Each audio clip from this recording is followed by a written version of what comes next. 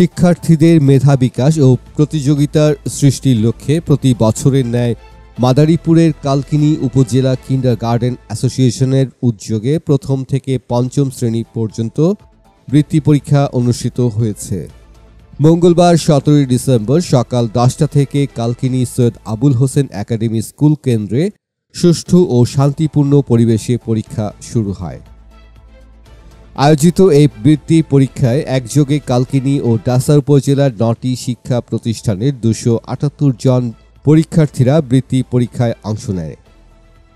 কালকিনি উপজেলা কিন্ডারগার্টেন অ্যাসোসিয়েশনের সাধারণ সম্পাদক মোহাম্মদ মিরাজ হোসেন জানান, সকাল থেকে সুষ্ঠু ও শান্তিপূর্ণ এবং উৎসবমুখর পরিবেশে পরীক্ষা শুরু হয়। শিশুদের সুপ্ত মেধা বিকাশের প্রতিযোগিতা করতে এই ধরনের বৃত্তি পরীক্ষা সহায়ক ভূমিকা পালন করবে বলে আমরা আশাবাদী।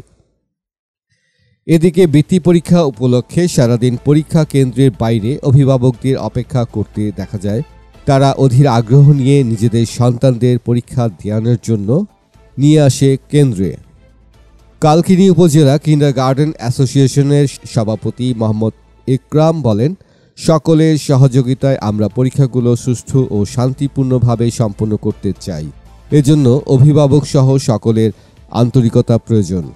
পরীক্ষা পরিদর্শনে আসেন জেলা কিন্ডারগার্টেন অ্যাসোসিয়েশনের সাধারণ সম্পাদক মাহবুবুর রহমান রিপন, অর্থ সচিব মোহাম্মদ দেলোয়ার হোসেন, ক্রীড়া সম্পাদক ফখরুজ্জামান রুমি।